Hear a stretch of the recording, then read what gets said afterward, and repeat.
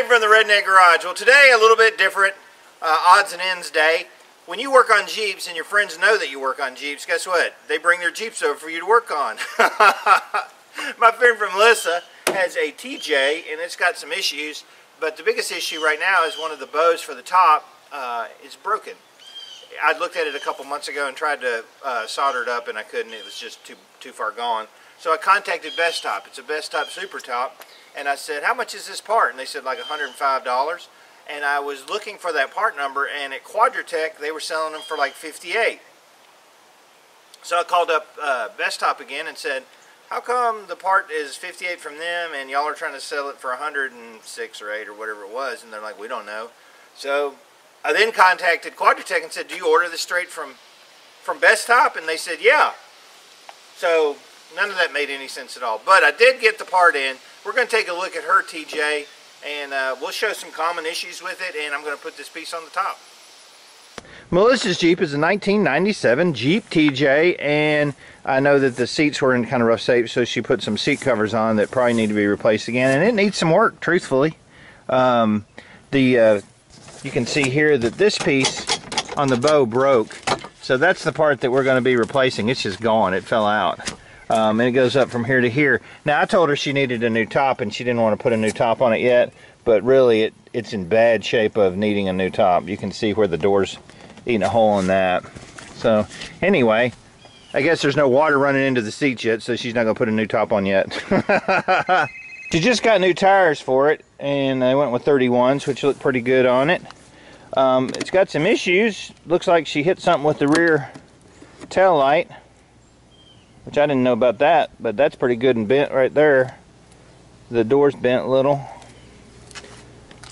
She's had it, I think, 3 or 4 years maybe.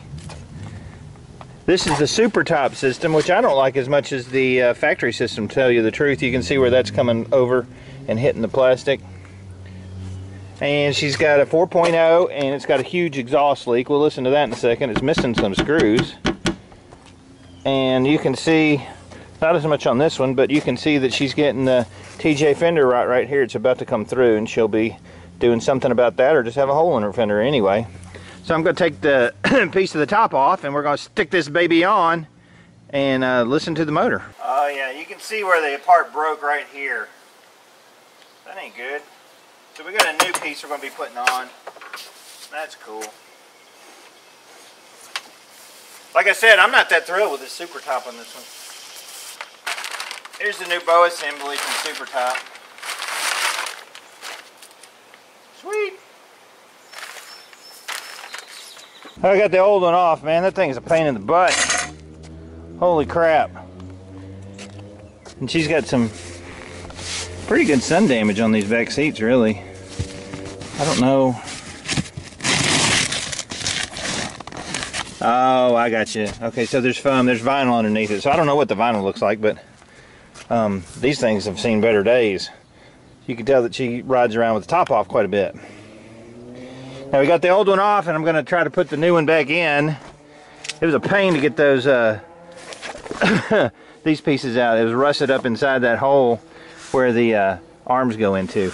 But hopefully I'll put a little anti-seize on this one, and that should make it slide in a little bit better.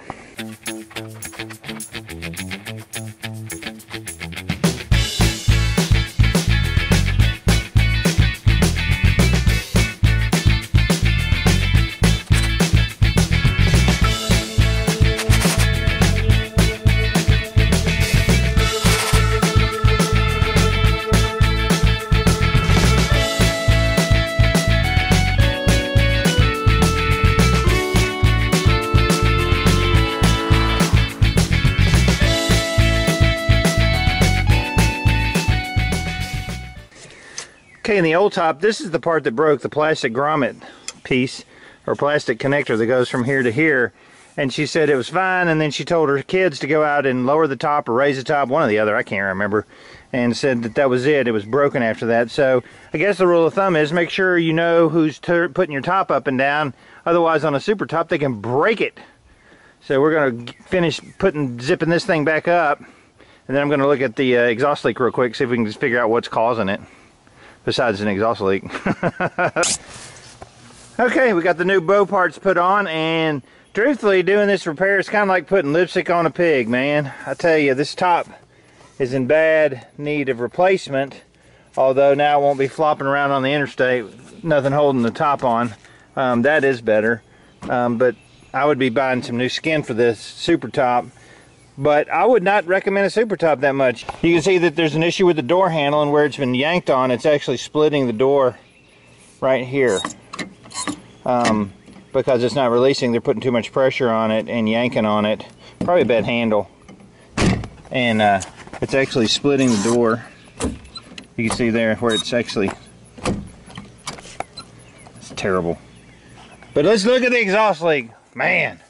Oh yeah. It's got a heck of an exhaust leak in it. So that's one thing that you'll really want to fix. At some point, it's so loud. Wow. She has the 4.06 cylinder, which I wish mine had. Now here's where your diagnostic skills come in handy. I can see that the exhaust gasket looks like it's been replaced at some point. The nut's got a couple marks on them, and it looks like a newer, doesn't look like a factory style gasket. So let's start it up and look underneath, see if we can see anything. Lord have mercy. Oh yeah, there's the crack. You see there's a big crack right there in the exhaust manifold, right there, you see it? So that would be causing it. Alright. So that's pretty cool. Got the new part on and the top is tight. Got some bad news as far as the exhaust manifold. I'll have to get a price on that. And I don't know what happened to the rest of the Jeep, but it needs a little bit of work. I'm going to enjoy the rest of my Saturday and work on my own Jeep now. But I was glad we were able to get the top piece put back on. Onward, onward.